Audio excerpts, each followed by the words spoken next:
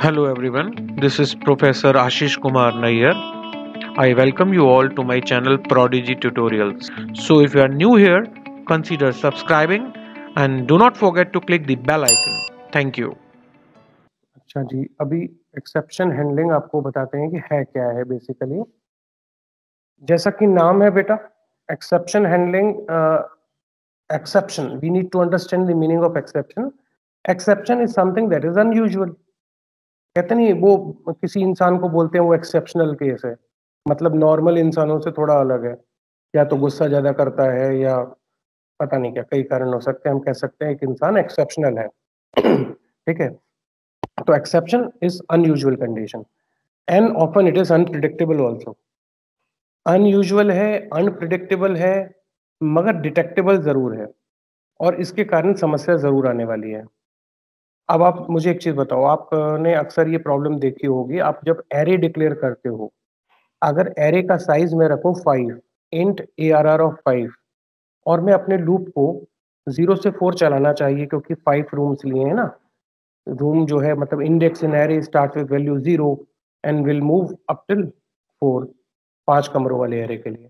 मगर कभी सोचा है अगर मैं अपने लूप को 0 से 4 ना चला के 0 से 10 चला दूं तो क्या होगा? सी प्लस प्लस कोई एरर रिपोर्ट नहीं करने वाला। सी प्लस प्लस क्या करेगा, अगर आपने उसमें रीडिंग का लॉजिक लगाया होगा ना, तो आपसे 10 वैल्यूज, रादर 0 से 10 तक चलाओगे तो 11 वैल्यूज आपसे रीड करेगा।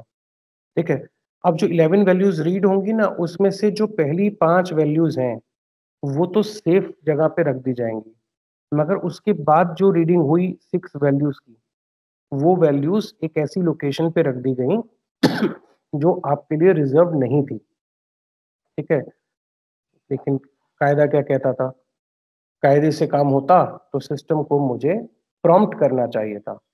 ये कहना चाहिए था कि sir, you created room for 5 elements and you are trying to read more number of elements, you are exceeding the limits. ऐसा कुछ मैसेज आना चाहिए था, मगर ऐसा मैसेज नहीं आ रहा। ये एक तरह की समस्या है।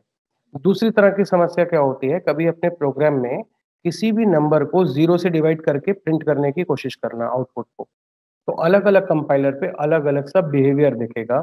Dividing a number by 0, if you do it on your calculator, it reports error. Calculator error दे देता है, सिस्टम भी कुछ एरर दे देगा। तो भाई, आपके प्रोग्राम की ड्यूटी है कि इस तरीके के काम करने से पहले वो चेक करे कि if numerator upon denominator, if denominator is 0, division should not be perform because it will lead to an error. मगर क्या ऐसा होता है, सिस्टम कुछ बोलता है आपको कि you are trying to divide a number by 0? कुछ नहीं बोलता, जबकि उसे बोलना चाहिए। ठीक है, तो ये जो तरीके की प्रॉब्लम्स है ना, ये एक्सेप्शंस कहलाती हैं। मतलब ये रोज हर समय होंगी ऐसा नहीं है, कभी कभी होंगी। अब हर समय तो आप डिवाइड नहीं करते हो ना 0 से, कभी कभी किसी किसी प्रोग्राम में ऐसा लॉजिक हो सकता है जहाँ डिवीजन हो जाए 0 से। तो at times whenever this situation occurs, what will happen? Sometimes respond is compiler dependent, but anyway, whatever will happen will be something, I'll say it is unpleasant. वो हमारे प्रोग्राम के कार्य को, हमारे प्रोग्राम के काम करने के तरीके में कुछ ना कुछ अड़चन ला सकता है। ठीक है, तो ऐसी जो प्रॉब्लम्स है ना, उनको डील करना इज एक्सेप्शन हैंडलिंग।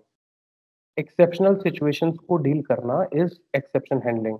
अभी अब कल हम अपने प्रीवियस लेक्चर में डिस्कस कर रहे थे कि we have a class stack, we can create a class stack. Stack is our data structure that is last in first out, and we all know that in stack we build functions like push and pop.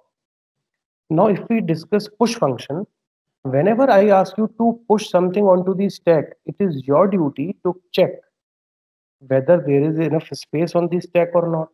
If there is a space, then only the item should be pushed in. Otherwise, a suitable message should come on the screen. Sir, overflow occurred. There is no space. Array भर चुका है, ऐसा कोई message आना चाहिए। तो ये सब अपने आप नहीं होता ना, ये हमें करना पड़ता है। ठीक है, तो एक्सेप्शन हैंडलिंग जो है वो ऐसी सिचुएशंस को डील करती है जो कभी कभी आएंगी, अनयूजुअल है, अनप्रिडिक्टेबल है, मगर जब भी आएंगी तो हमें जो है कुछ ना कुछ ऐसा करना होगा जो रूटीन वर्क से अलग होगा। ठीक है, रूटीन वर्क तो क्या था, स्टैक में आइटम को रखते जाओ, रखते जाओ, रखते जाओ, रखते जाओ, रखते जाओ। मगर रूटीन से हट के काम क्या है एक समय आया जब स्टैक भर गया, तो फिर रखते जाओ वाला काम तो नहीं हो सकता ना। Something we have to do, something that is different we have to decide. ये होना चाहिए भाई, मैसेज आना चाहिए, या एरे में और कमरे एलोकेट करने का कुछ जुगाड़ टेक्नोलॉजी लगानी होगी, कुछ तो करना होगा। तो उसी को कहते हैं एक्सेप्शन हैंडलिंग। समझ में आई बात? अब ये exception handling C plus plus में शुरुआत में नहीं थी। ऐसा नहीं है कि जिस दिन सी प्लस प्लस डिजाइन हुई थी उसी दिन से इसके अंदर एक्सेप्शन हैंडलिंग रख दी गई थी। उसमें कोई एक्सेप्शन हैंडलिंग नहीं थी।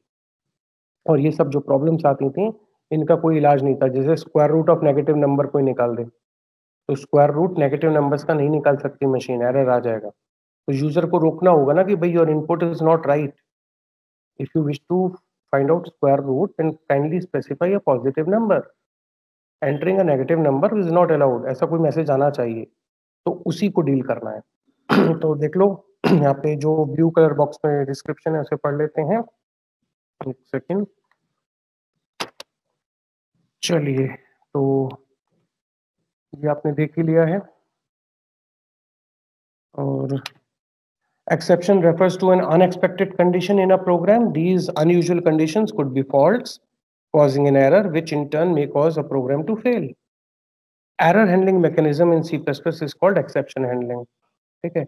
अब देखो दो वर्ड आ गए यहाँ पे, एक आ गया एरर और एक है एक्सेप्शन।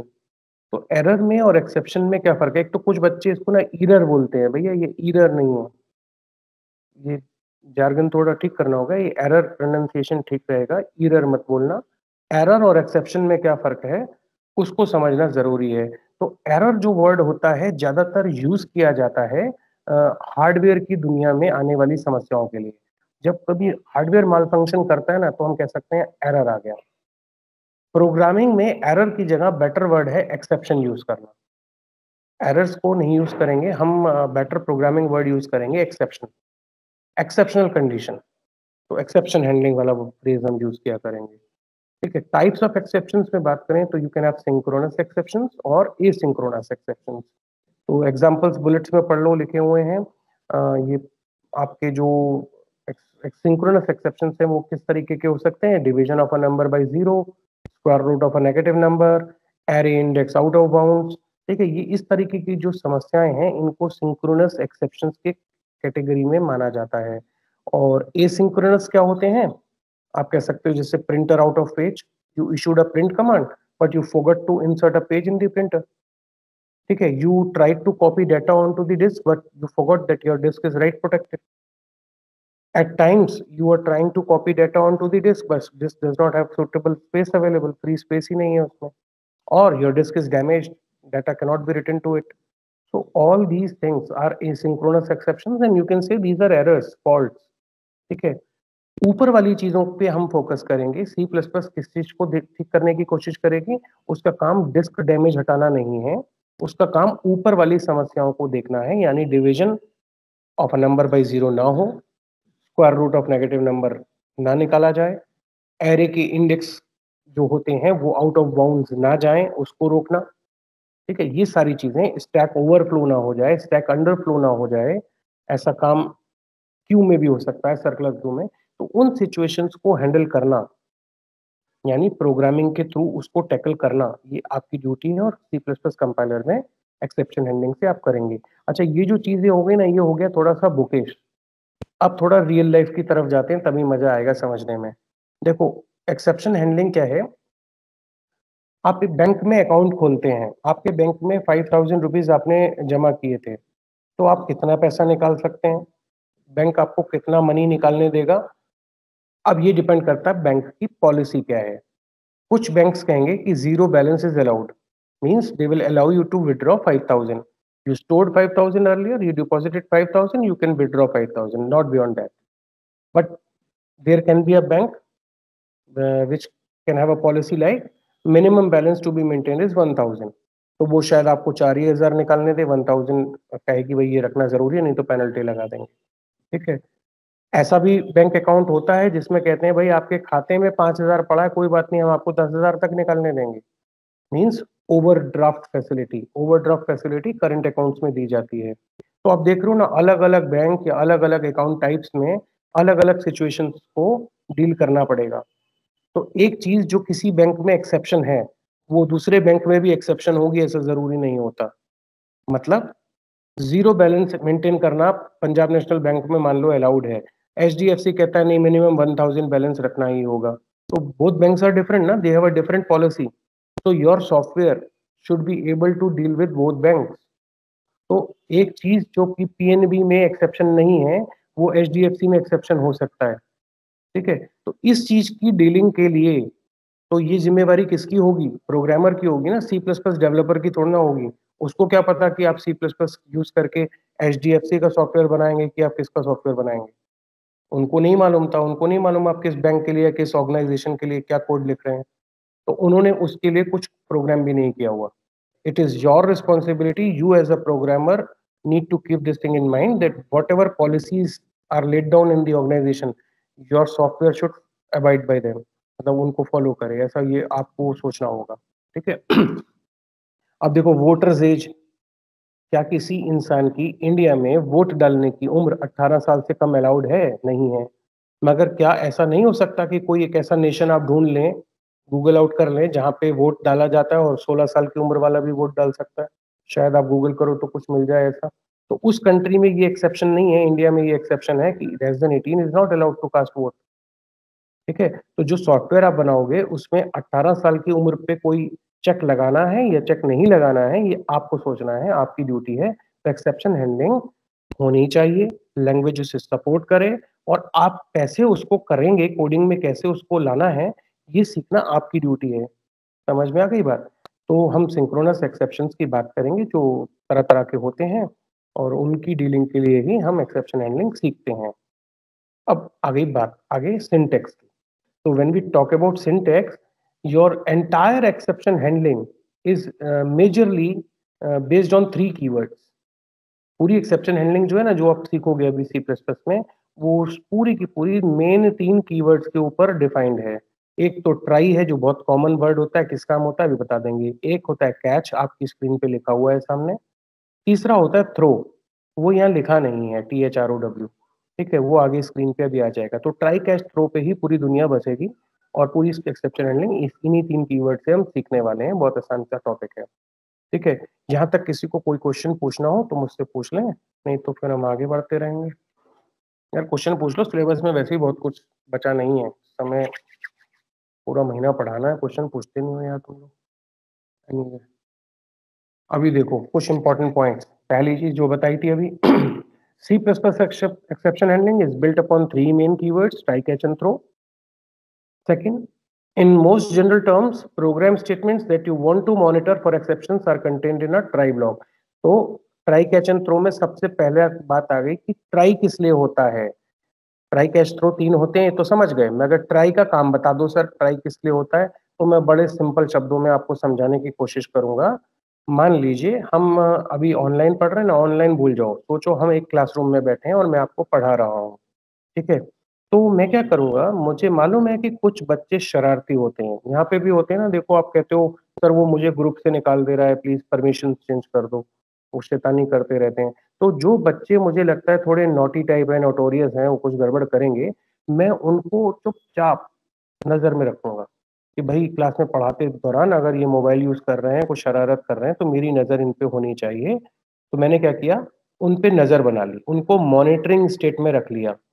बताया नहीं कि मैं आप पे नजर रख रहा हूँ, मगर मैंने उनको एक मॉनिटर में रख लिया, मॉनिटर कर रहा हूँ मैं उनको। तो ट्राई ब्लॉक में कौन सा कोड लिखा जाएगा? जिस कोड पे आपको शक हो कि इसके अंदर से कभी ना कभी समस्या आ सकती है।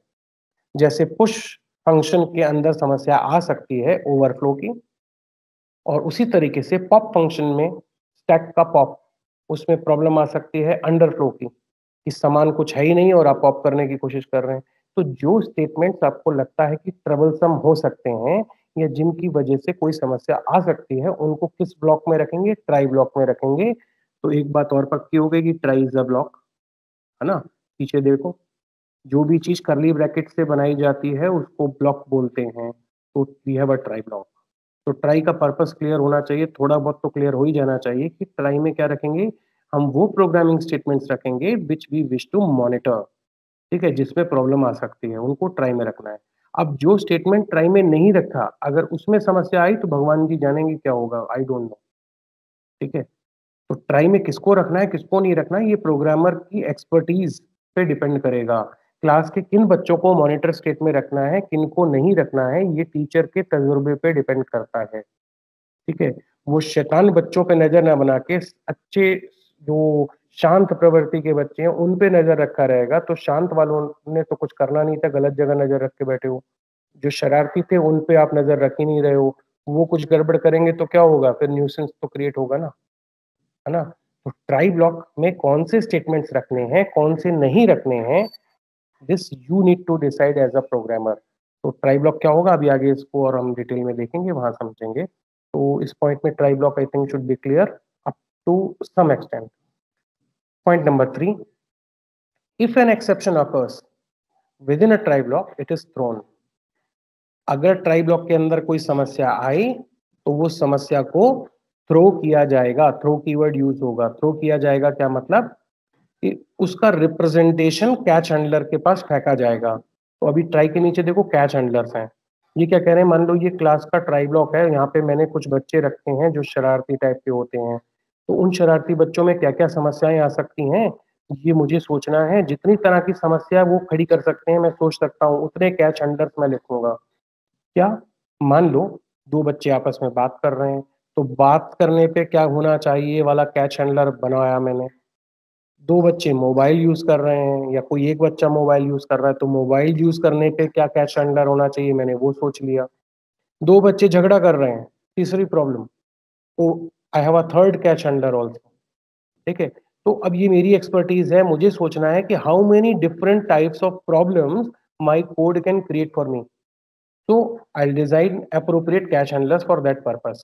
तो मैं 2 3 4 5 8 10 50 जितने चाहूँ कैश हैंडलर्स लिख सकता हूँ, वो एक ट्राई के साथ जुड़े जा सकते हैं। अब इस ट्राई में अगर 50 तरह की समस्या आपको डाउट है कि आ सकती है, तो प्लीज डिजाइन 50 तरह का cash handler, 50 different types of cash handlers you can design. ठीक है, बात समझ में आई थोड़ी बहुत। तो कैच का काम समझ में आया।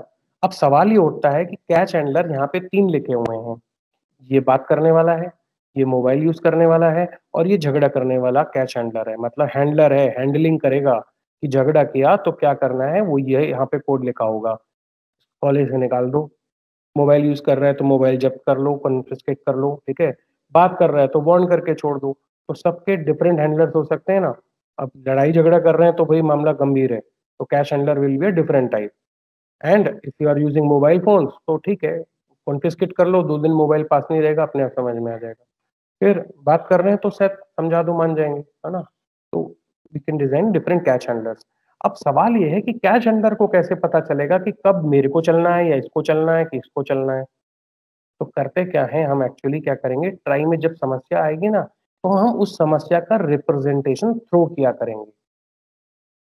थ्रो करेंगे कैसे करेंगे अभी नीचे कोड में समझाऊंगा। मतलब ये मान लो थ्रो करेंगे और जो चीज थ्रो हुई है वो कैच में कैच होगी। अब ये कैश हैंडलर को एक टाइप की चीज मिलेगी, इसको अलग टाइप की चीज, इसको अलग टाइप की चीज। देखो टाइप 1 टाइप 2 टाइप एन लिखा हुआ है। जिस टाइप की समस्या थ्रो होगी उस टाइप का cash handler will come into action and will do the remedial job. उसको क्या करना है वो खुद सोचेगा। ठीक है। अभी और आगे देखेंगे, समझ में आ जाएगा। तो बहरहाल आपको ट्राई कैश थ्रो क्या होता है थोड़ा बहुत एक रफ आइडिया मैंने दिया कि what is the purpose of try, why we create catch handlers and what is the purpose of throw statement. फिर देखो exceptions that are thrown by the monitored code. Try में से जो एक्सेप्शंस आप throw कर रहे हो they are caught by the catch statement. Catch handlers उसको कैच करते हैं which immediately follows the try statement in which the exception was thrown. तो क्या कह रहा है कि ट्राई के अंदर से जो समस्या आती है उसे कैच हैंडलर कैच करता है। एक से ज्यादा कैच हैंडलर्स हो सकते हैं और catch handlers immediately try block के बाद लिखे जाने चाहिए। मतलब ट्राई और कैच के बीच में हेलो सी आउट कुछ मत लिख देना। जहां करली ब्रैकेट ट्राई का बंद होगा उसकी ठीक अगली लाइन से कैच हैंडलर्स का लिखा जाना शुरू हो जाना चाहिए, ये बता रहे हैं आपको। तो इतनी सी जनरल बातें जो बताई हैं वो थोड़ा सा आपको आइडिया देने के लिए है कि what is this exception handling all about. तो थोड़ा रफ इमेज रफ फिगर आपको मैंने दे दिया, अभी कोड में देखोगे तो और क्लैरिटी मिलती जाएगी आपको। और जहां समझ में आना बंद हो जाए वहां रोक देना मुझे। Point number 5, any type of data can be thrown. देखो मैंने बोला था कि ट्राई में से बहुत सारी चीजें फेंकी जा सकती हैं। 3 कैश हैंडलर हैं, so at least 3 types of things should be thrown. तो you can throw int, you can throw float, you can throw char. अब ये क्या होता है इसको अभी समझाऊंगा आपको। अगर कोई एक्सेप्शन थ्रो नहीं होगा तो कैश हैंडलर चलेंगे क्या? नहीं चलेंगे। If no exception is thrown, no catch statement is executed. This is as simple as anything. अगर कोई बच्चा क्लास में बात नहीं कर रहा है, कोई बच्चा क्लास में मोबाइल यूज नहीं करता है, झगड़ा भी नहीं करता है, तो मेरे पास जो कैच हैंडलर्स हैं, कॉलेज से निकाल दो, फोन छीन लो, ये वाले क्यों चलेंगे भाई? ऐसे ही थोड़ा ना किसी का भी फोन लेके हम कॉन्फिस्केट कर लेंगे। There should be some reason behind ना। तो कैश हैंडलर भी भाई कॉमन सेंस ये कहती है कि अगर कोई एक्सेप्शन रेज ही नहीं हुआ तो कैच नहीं चलेगा। और if an exception is raised and thrown out from a try block, but no appropriate cache handler is designed to catch, then execution simply falls through the program. That is abnormal termination of program may take place. अब इस point में क्या कह रहे हैं कि एक exception raise हुआ और ट्राई ब्लॉक से बाहर भेजा गया, मगर उसको हैंडल करने का कोई अप्रोप्रिएट कैश हैंडलर नहीं था, तो क्या होगा? अगर कैश हैंडलर लिखा था कि बच्चे बात करेंगे तो क्या करना है, इसका कैश हैंडलर लिख लिया था।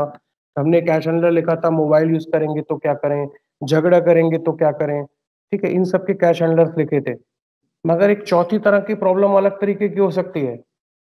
किसी ने किसी दूसरे का मोबाइल चुरा लिया और मैंने उसकी हैंडलिंग का कैश हैंडलर नहीं लिखा हुआ, तो क्या होगा? Abnormal termination. एबनॉर्मल टर्मिनेशन से क्या कहना चाहते हैं? कोड में तो एबनॉर्मल टर्मिनेशन होगा ना, और रियल लाइफ में क्या होगा? हो सकता है जिसका मोबाइल चोरी हुआ है वो पुलिस में चला जाए, हो सकता है बच्चे आपस में बाहर कोई झगड़ा शुरू हो जाए, है ना। Anything can happen, any abnormal activity can happen. क्यों? क्योंकि teacher never does thought of the fourth possibility that it can also occur. तो उसका कोई कैश हैंडलर सोचा ही नहीं। तो भाई सवाल ये आ गया ना कि टीचर के अनुभव पे डिपेंड करेगा कि वो कितने कैश हैंडलर सोच सकता है। उसी तरह से प्रोग्रामर के एक्सपीरियंस पे उसकी एक्सपर्टीज इसी चीज की होनी चाहिए कि वो हर तरह की समस्या को सोच पाए, और फिर वो समस्या अगर खड़ी होती है तो क्या रेमेडियल एक्शन होना चाहिए ये डिसाइड कर पाए। तो ये प्रोग्रामर करेगा। और अगर प्रोग्रामर ने नहीं किया तो फिर क्या होने वाला है? फिर तो भगवान जी जानेंगे क्या होगा। प्रोग्राम कुछ ऐसा करेगा जो अनप्लेजेंट होगा, वो किसी को भी पसंद नहीं आने वाला। ठीक है, यहाँ तक क्लियर है? चलो, कोई डाउट हो तो बताना। अब देखते हैं कि एक एक्सेप्शन हैंडलिंग की शक्ल कैसी दिखती है। तो पहली चीज, पुराने कंपाइलर में इस कोड को चला मत देना, कुछ नहीं चलने वाला। वहाँ ट्राई कैच जैसा कोई कीवर्ड ही नहीं होता है। ये try and catch and throw, these are keywords, and your blue colour old compiler will not support all this. तो ट्राई लिखोगे, पूछेगा क्या है ट्राई, क्यों लिख दिया ये। ठीक है, नया कंपाइलर जो आज दिया है उस पर सब चलेगा। तो look at the main function. We have simply a cout message as the first statement that displays start. कुछ नहीं है, जबरदस्ती का कोड है, समझा ट्राई कैच की वर्किंग समझा रहा है, देखो क्या है। पहली चीज मुझे क्या लगता है कि मुझे लगता है मेरा ये जो सी आउट है ना, जो ट्राई के अंदर लिखा है, मेरे यहाँ वाले कोड से मुझे लगता है कभी ना कभी कुछ समस्या आ सकती है। तो मैंने ट्राई ब्लॉक में 3 स्टेटमेंट डाल दिए। ये 3 स्टेटमेंट्स क्या है, मुझे सस्पिशियस लगते हैं, मुझे लगता है यहाँ से कोई प्रॉब्लम आएगी। तो मैंने क्या किया, इन 3 स्टेटमेंट्स को ट्राई ब्लॉक में लिखा। और ट्राई के नीचे क्या शुरू होना चाहिए? इमीडिएटली ट्राई के बाद कैच हैंडलर होना चाहिए, है ना। तो कैच भी लिखा हुआ है। कैच के अंदर इंट आई क्यों लिखा है? क्योंकि ये कैच हैंडलर ऊपर से किसी इंटीजर वैल्यू के फेंके जाने का इंतजार कर रहा है। This catch handler is designed to catch what type of value? Integers.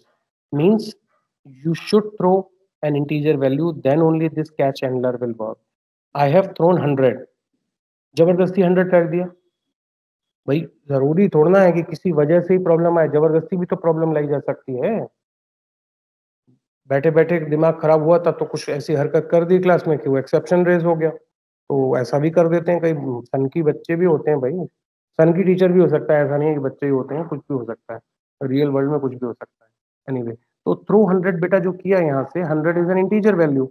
Since you are throwing an integer value and you have a catch handler that is capable of catching this integer value, it will come into action. तो basically क्या होगा, आपके output में क्या आएगा? पहले start आएगा, फिर लिखा हुआ आएगा इनसाइड ट्राई ब्लॉक, ये भी सी आउट चल जाएगा। इस सी आउट के बाद देखो जबरदस्ती थ्रो कर दिया 100, 100, जरूरी नहीं 100 फेंके, आप यहाँ पे कोई भी इंटीजर वैल्यू लिख सकते हो। आप 10 लिख दो, 1 लिख दो, 4 लिख दो, -4 लिख दो, एक इंटीजर थ्रो कर देना।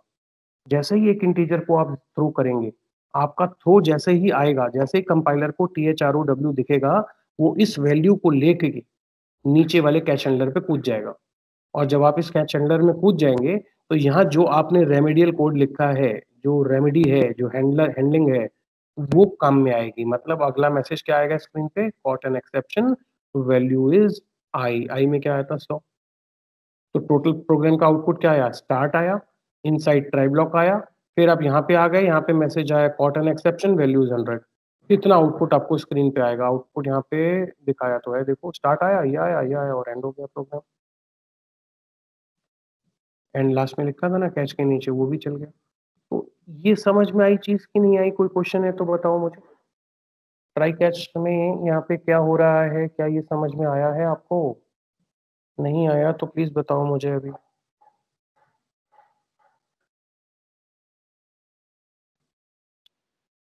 सर आई में 100 वैल्यू आई कैसे? आई में 100 वैल्यू आई कैसे बेटा? आपने थ्रो किया और थ्रो करते समय आपने यहाँ से क्या थ्रो किया, 100। तो 100 कहाँ पहुंचेगा, कैच हैंडलर पे। क्रिकेट में कैच करते हो, क्या कैच करते हो, जो थ्रो किया था, थ्रो क्या किया था, बॉल। अब वो लेदर बॉल फेंकी थी तो लेदर वाला कैच हैंडलर उसे कैच कर लेगा। और अगर प्लास्टिक बॉल थ्रो की होती तो प्लास्टिक वाला हैंडलर है ही नहीं होता तो वो कैच करता। तो you can throw leather ball, you can throw plastic ball, you can throw wooden ball. आप पत्थर भी फेंक सकते हो, ठीक है, समझ में है ना, कुछ भी फेंक सकते हो, इंटीजर फेंक सकते हो, फ्लोट वैल्यूज थ्रो कर सकते हो, डबल वैल्यूज थ्रो कर सकते हो, कैरेक्टर वैल्यूज थ्रो कर सकते हो। दिमाग में जो प्रोग्रामिंग में वैल्यू होती है ना, जो दिमाग में आपके आती है, आप वो थ्रो कर सकते हो। आप एक ऑब्जेक्ट थ्रो कर सकते हो, किसी रेडीमेड क्लास का ऑब्जेक्ट बना के थ्रो किया जा सकता है, कुछ भी थ्रो किया जा सकता है, एनीथिंग। इंटीजर फेंका तो इंटीजर वाला कैच हैंडलर, अगर मैं यहाँ से 3.14 फ्लोट वैल्यू फेंकता तो यहाँ क्या लिखता, फ्लोट एक्स, फ्लोट वाई कुछ लिख देता, तो वो फ्लोट वाला कैश हैंडलर हो जाता। अभी मेरे प्रोग्राम में मेरे ट्राई के साथ मैंने कितने कैश हैंडलर लिखे हैं, सिर्फ एक। मगर एक से ज्यादा कैश हैंडलर्स हो सकते हैं, आगे के कोड में दिखाता हूँ आपको। यहाँ देखो, इस फंक्शन में ट्राई ब्लॉक है, इसके अंदर से क्या क्या थ्रो हो रहा है, देखो ये टेस्ट। टेस्ट क्या है, इंटीजर टाइप। तो मैं इंटीजर थ्रो कर सकता हूँ, मैं एक सिंगल कैरेक्टर वैल्यू थ्रो कर सकता हूँ, मैं चाहूँ तो एक डबल टाइप वैल्यू थ्रो कर सकता हूँ। मगर मैंने कैश हैंडलर्स कौन से लिखे हैं, सिर्फ इंटीजर वाला और एक कैच ऑल लिखा है। कैच ऑल क्या, अभी बाद में पढ़ाऊंगा आपको। तो एक दो तीन जितने मर्जी कैश हैंडलर्स आप बना सकते हो। इसमें देखें किसी और कोड में एक से ज्यादा दिए हो, अगर यहाँ तो नहीं है, नहीं है, इसमें है क्या, इसमें भी यहाँ पे है, देखो ये ट्राई ब्लॉक देखो। इस ट्राई ब्लॉक के अंदर कितने कैच हैंडलर्स देखें, पहला जो कि इंटीजर कैच के लिए बना है, एक कैरेक्टर कैच के लिए, एक डबल कैच के लिए। तो इंटीजर को थ्रो करोगे तो कौन सा वाला कैच हैंडलर चलेगा, ये वाला। और कैरेक्टर थ्रो करोगे तो कौन सा कैच हैंडलर चलेगा, ये वाला। डबल थ्रो करोगे तो ये वाला कैच हैंडलर। तो मैंने देखो 3 कैच हैंडलर्स लिख दिए आपके लिए यहाँ पे। तो ट्राई के नीचे क्या हो सकती है, कैच लेडर बोलते हैं इसको, सीडी। This is called catch ladder. Int char double वाले 3 कैच हैंडलर्स। क्या मैंने यहाँ पे फ्लोट वैल्यू के लिए कोई कैच हैंडलर बनाया, नहीं बनाया। तो अगर मैं यहाँ से कोई एफ लिख के फ्लोट वैल्यू थ्रो करूंगा तो वो कैच भी नहीं होने वाली। कैच वही चीजें होंगी जिसका कैच हैंडलर बनाया है। अब ये 3 अलग चीजें क्यों रखी हैं, कोई ये भी पूछ सकता है सर 3 अलग चीजें क्यों फेंको। तो मुझे बताओ, 2 बच्चे बात करते हैं तो कैच हैंडलर बाहर बैठे हैं, बाहर मैंने कैच हैंडलर्स बनाए हैं सबका। मैं पहली चीज तो सवाल ये उठता है कि 3 कैच हैंडलर बनाऊं क्यों, क्या मैं एक कैच हैंडलर नहीं बना सकता? कोई स्टूडेंट कहना चाहेगा ये चीज? बताओ मुझे, 3 कैश हैंडलर क्यों बनाऊं, मैं क्या एक कैश हैंडलर नहीं बना सकता? उसमें क्या प्रॉब्लम होगी, बताओ मुझे, सोचो जरा। दिमाग जो है ना, एक ऐसी चीज है जिसको तेज करने का सिर्फ एक ही तरीका है, सोचने से तेज होगा। अगर बाहर पत्थर पे रगड़ के तेज होता तो पहले मैं अपना कर लेता। तो जरा सोच के मुझे ये बताओ कि why we need 3 catch handlers, why can't we write a single catch handler in order to catch all types of values. कौन बताएगा मुझे, बताओ।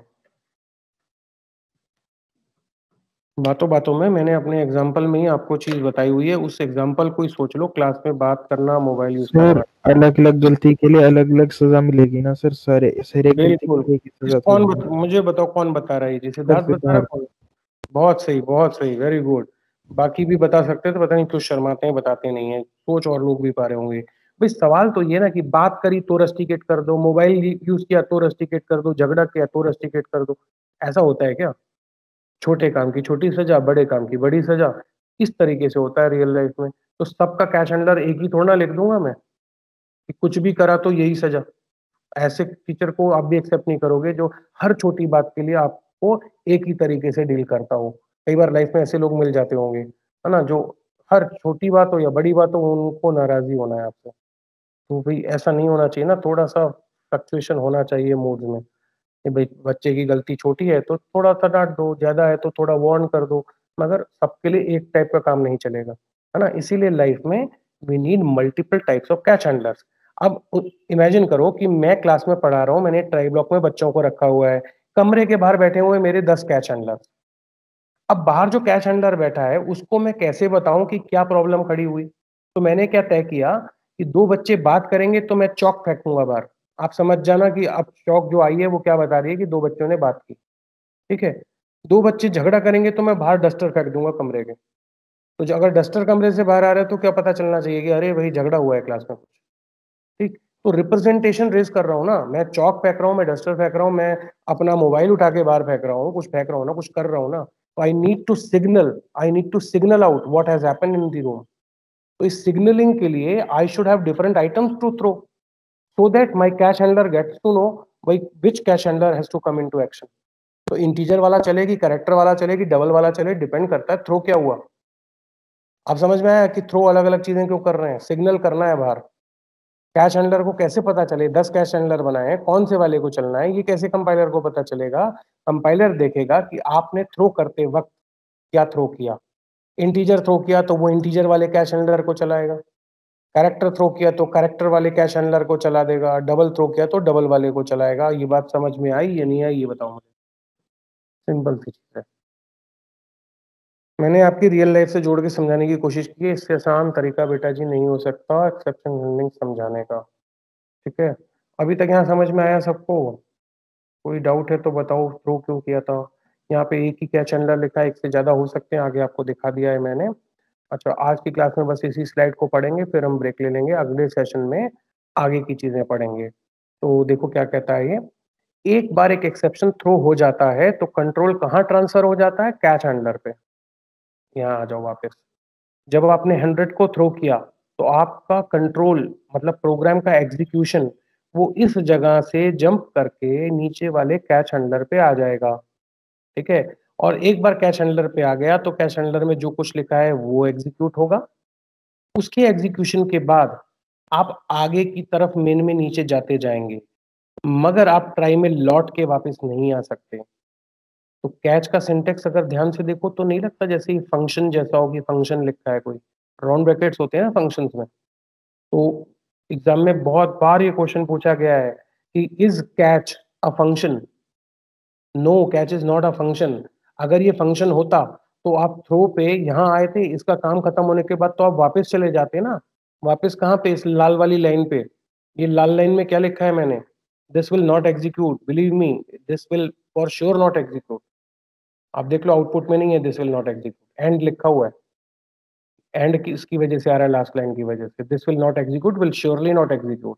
Why so, because catch is not a function, it is not called. We never give a call to catch. Functions are called, catch is not called. Rather, your control is transferred from this position to this position. And once it gets transferred here, there is no way going back. हाँ, वो जुगाड़ technology की बात नहीं कर रहा, वो गोटू लगा के करेंगे। Goto is not to be use. जब गोटू पढ़ाया गया था, पता नहीं आपने पढ़ा है कि नहीं पढ़ा है, गोटू होता है। गोटू को तो बिल्कुल ही हाथ मत लगाना, बहुत ही बकवास चीज है गोटू। पूरे प्रोग्राम के ऑर्डर को, एग्जीक्यूशन ऑर्डर को अनप्रिडिक्टेबल बना डालता है, ठीक है। मैंने ये नहीं कहा कि इम्पॉसिबल है, हम ट्राई में जा ही नहीं सकते। Jugaad technology always work, go to you can always use, that is somehow you can make things happen, but that's not a recommended programming practice. Please avoid that. So am I clear? Catch is not a function, catch is a block. Your control is transferred to catch and it continues the journey in downward direction only, you cannot come back. ये बात यहाँ पे लिखी हुई है। Catch is not called, rather program execution is transferred to it. The program stack is automatically reset as needed to accomplish this. Thus, the cout statement following the throw will never execute. Throw के नीचे जो cout था, throw के नीचे कौन सा cout, ये वाला cout, this is not going to execute, ये बात लिखी है।